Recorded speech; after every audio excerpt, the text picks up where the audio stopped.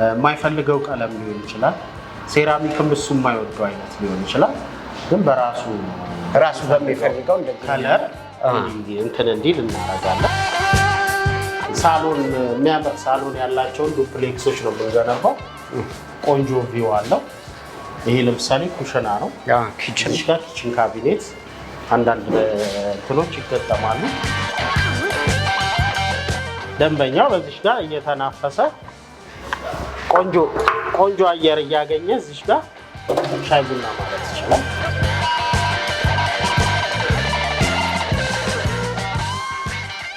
ይሄ ለምሳሌ ሻወር ቤት ነው በሚያምር ሁኔታ የተወሰነ መልኩ መጸዳት የሚጠብቀው ቆንጆ ሻወር ቤት ነው ማለት ነው ደንበኛው በራሱ በሚፈልገው መልኩ እንደዚህ ያሳምሮ ያድሰዋል ማለት ነው እኛ ሙሉ ለሙሉ በሚፈልገው ዲዛይን